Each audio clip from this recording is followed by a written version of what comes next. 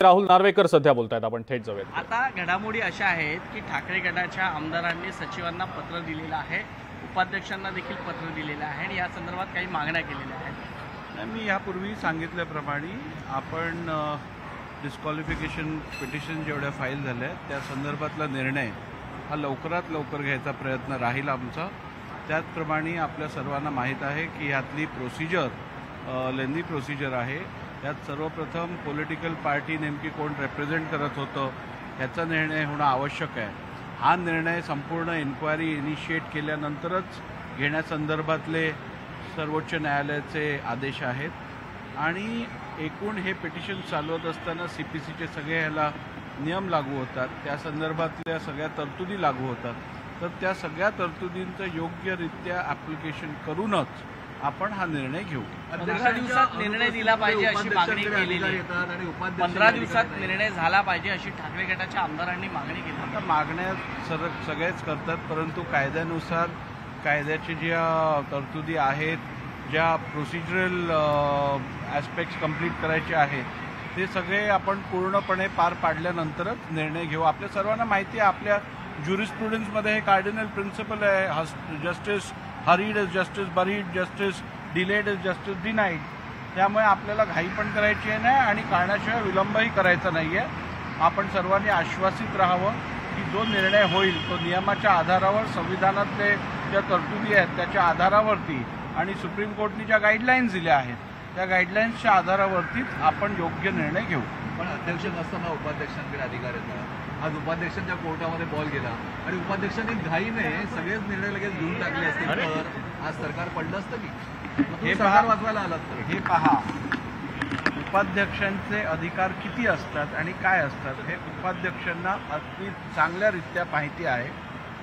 उपाध्यक्षांचे अधिकार हे केवळ विधानसभा अध्यक्षांचं कार्यालय रिक्त असतं, म्हणजे त्या पदावर ज्या वेळेला कोणाची नियुक्ती झाली नसते त्यावेळेला ते अधिकार उपाध्यक्षांकडे असतात।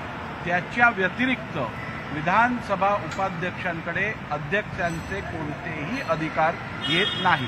पण माहितीला अशीही त्यांनी सांगितलं की अध्यक्ष जर का परदेशात असेल तर उपाध्यक्षांकडे अधिकार ऑटोमॅटिक येतात। नाही, आता कोण काय म्हणालं त्याच्यावरती मला काय बोलायचं नाही आहे। मी आपल्याला कायद्यात ज्या तरतुदी आहेत त्या संदर्भातली माहिती दिली आहे। मला माझे अधिकार माहिती आहेत आणि माझे अधिकार कसे बजावायचे याची पण मला पूर्ण माहिती आहे। अध्यक्ष साहेब, देवेंद्र फडणवीस असं म्हणाले होते की अध्यक्षांवर दबाव तयार करतायत, तर एका प्रकारे आपल्यावर हा दबाव म्हणायचा का? मी आपल्याला सांगितल्याप्रमाणे सभागृहाच्या बाहेर केलेल्या भाष्यावरती मी काय टिप्पणी करत नाही आणि करायची गरज नाही। त्यामुळे कोणी 15 दिवसाची मागणी केली, कोणी 20 दिवसाची मागणी केली, कोणी 2 महिन्याची मागणी केली, याकडे मी काय लक्ष देत नाही। मी जे कायद्यात तरतुदी आहेत, कायद्यात जे प्राविधान आहेत त्याच्या अनुषंगानेच निर्णय घेणार। कोणाच्या इच्छेविरुद्ध, कोणाच्या मनासारखं व्हावं म्हणून काय मी निर्णय घेणार नाही। त्यामुळे ज्यांना वाटत असेल 15 दिवसात व्हावा, जर का प्रक्रिया 15 दिवसात पूर्ण झाली तर 15 दिवसात घेऊ। प्रक्रिया जर निर्णय घेण्यासाठी जर जास्त वेळ लागणार असेल तर जास्त वेळ घेऊ। आरोप झाला तर ते म्हणतात लवकर घ्या, तुम्ही आरोप रोज होत असतात, आरोपांना घाबरून काही मी निर्णय घेत नाही। अध्यक्ष, प्रक्रिया सुरू होणार आहे का? प्रक्रिया ही ज्या दिवशी पिटिशन फाईल झाले त्या दिवसापासूनच चालू आहे, त्यामुळे प्रक्रिया कुठेही थांबलेली नाही आहे। आता सुप्रीम कोर्टने काही गाईडलाईन्स दिल्या आहेत त्याच्या अनुषंगाने पुढचं काम होईल। नार्वेकर साहेब, असा देखील आपल्यावर आरोप होतो आहे की अध्यक्ष आपल्या अखत्यारीत असलेल्या अधिकाऱ्यांचा गैरफायदा या ठिकाणी घेऊ शकतात, त्यामुळे पण अध्यक्षांनी जर आपल्या अधिकारांचा गैरफायदा घेतला तर त्याच्यासाठी तुमच्याकडे रेमिडियल मेजर्स आहेत ना, कोर्ट आहे, बाकी तुम्ही रिट फाईल करू शकता, तुमच्याकडे अनेक पर्याय आहेत आणि मी काय ते सांगायची गरज नाही आहे। आणि मला खात्री आहे की मी ज्या सभागृहाचं प्रतिनिधित्व करतो, नेतृत्व करतो, त्या सभागृहाचा विश्वास माझ्यावरती असल्यामुळेच मी या स्थानावर आहे आणि आपल्यामार्फत सगळ्यांना मी हे आश्वासित करू इच्छितो की मी जो निर्णय घेईन तो नियमांच्या आधारावरती असेल, तो घटनेत दिलेल्या तरतुदींच्या आधारावरती असेल आणि याबद्दल सर्वांनी निश्चिंत राहावं। सर, राहुल एक प्रश्न मराठीत की सगळ्यात मोठं कोर्ट कोणतं म्हणतं तर जप्त करणं, पुन्हा मागे राहण्याचा करा, पण तुम्ही आता मान सहमतीसारखी दर्शवली जनतेचे प्रतिनिधी म्हणून मीडिया तुम्हाला विचारत आहे की तुम्ही निर्णय काय घेणार तो सांगून द्या की जनतेच्या कोर्टात. मी निर्णय काय घेणार जर आत्ता सांगितलं तर मी जनतेबरोबर अन्याय करेन. कारण हा निर्णय घेताना आपल्याला सगळ्या बाबींचा विचार करायला लागणार.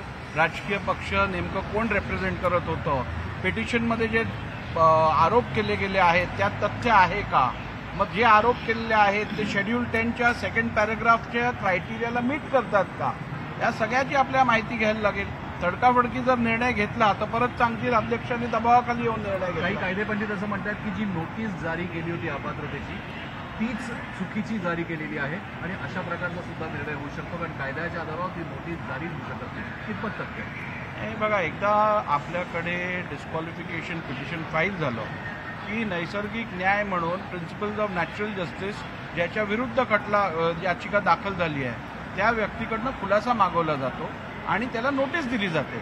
त्यामुळे त्याच प्रिन्सिपल्सवरती आपण नोटीस इश्यू केलेली आहे आणि या संदर्भात काही लोकांनी अधिक वेळ मागितलेला आहे, काही लोकांनी पर्सनल हिअरिंग मागितली आहे. त्या संदर्भात पुढची कारवाई होत आहे. एकनाथ शिंदेंचं प्रतोदपद आणि गटनेतेपद हे बेकायदेशीर असल्याचं कोर्टाने सांगितलेलं आहे. त्यामुळे शिंदेची अडचणी वाढली आहेत का, याच्यात थोडं आपल्याला विषय समजून घ्यायची गरज आहे. कोर्टाने केवळ एवढंच सांगितलंय की शिवसेना प्रतोद म्हणून भरत गोगावलेंना जे आपण रेकग्निशन दिलं केवळ त्यावर त्यांनी ते घटना ते योग्य नाहीये असं म्हटलंय. त्याचं कारण त्यांनी सांगितलंय की भरत गोगावले हे पॉलिटिकल पार्टीचे रिप्रेझेंटेटिव्ह होते का, ह्याबद्दलची आपण खातरजमा करून घ्यावी आणि त्यानंतर आपण निर्णय द्यावा. त्यामुळे भरत गोगावले किंवा एकनाथ शिंदेजी यांची निवड ही कायमस्वरूपी अयोग्य आहे असं ते म्हणाले नाही आहेत. त्यांची निवड परतही आम्ही रेकग्नाइज करू शकतो आणि त्यामुळे एकूण भरत गोगावले मुख्य प्रतोद आहेत की सुनील प्रभू मुख्य प्रतोद आहेत हा प्रश्न उत्तर देताना नेमकी पॉलिटिकल पार्टी ही कोण रिप्रेझेंट करत होतं, भरत गोगावलेंना ज्यांनी प्रतोद म्हणून नियुक्त केलं ती व्यक्ती की सुनील प्रभू यांना प्रतोद म्हणून नियुक्त केलं ती व्यक्ती, यापैकी कोणती व्यक्ती ऑथराइज्ड होती पॉलिटिकल पार्टीच्या वतीने व्हिप इश्यू करण्यासाठी, व्हिप अपॉइंट करण्यासाठी, हे आपल्याला बघायला लागेल. आणि त्याचबरोबर आपण जर बघितलं तर ही संपूर्ण प्रक्रिया जी आहे ती पॉलिटिकल पार्टी नेमकी कोणती आहे ह्याच्यापासून सुरुवात होणार आहे. आणि आपल्याला जर बघितलं असेल आपण ह्यापूर्वीही इलेक्शन कमिशननी पण ह्या विषयातला निर्णय घेतलाय, पण तो निर्णय प्रोस्पेक्टिव्ह आहे. आपल्याला निर्णय रेट्रोस्पेक्टिव्ह घ्यायचा आहे.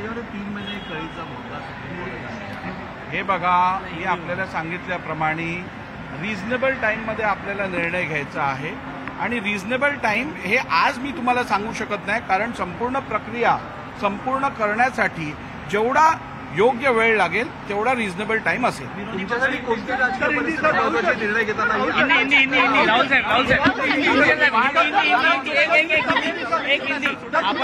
आप नागपुर आप विदेश दौरा करके आए हो, लेकिन महाराष्ट्र में जो राजनीतिक हैपनिंग हुई है उससे आपको क्या लगता है, क्योंकि ठाकरे ग्रुप के जो एमएलएज हैं वो विधानसभा सचिव के पास गए थे और उपाध्यक्ष को भी मिले हैं, क्या आप पर दबाव बना रहे हैं? देखिए, मैंने इसके पहले भी कहा है कि मैं जो निर्णय लूंगा वो संविधान में दिए हुए प्रावधानों के आधार पर, विधानसभा के जो नियम है उसके आधार पर और माननीय सर्वोच्च न्यायालय ने जो गाइडलाइंस दिए हैं उसके आधार पर मैं निर्णय लूंगा.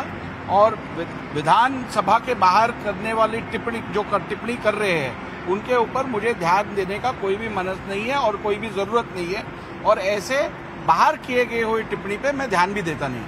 क्या आप यहाँ से सीधा विधान भवन जाओगे और कामकाज के लिए शुरुआत करोगे? अभी कामकाज तो पहले से ही चालू है. जिस दिन से पिटिशन फाइल हुए तब उस दिन से कामकाज चालू हुआ है.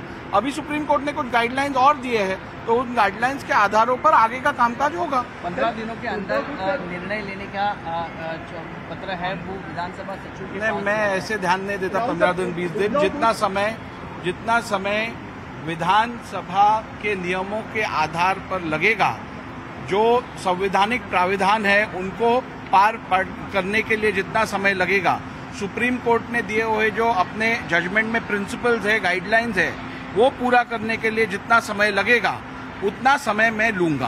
Okay sir. एकच वाक्य सांगितलं. सर, सगळ्यात एक शेवटी निर्णय माझ्या प्रशांत सर. तुम्ही सांगा. Sir, we've seen that that you're back now. You already, after the Supreme Court order, spoken about that you take a limited time and find out all the aspects and then make a decision. So now that you're back, what is your course of action, sir?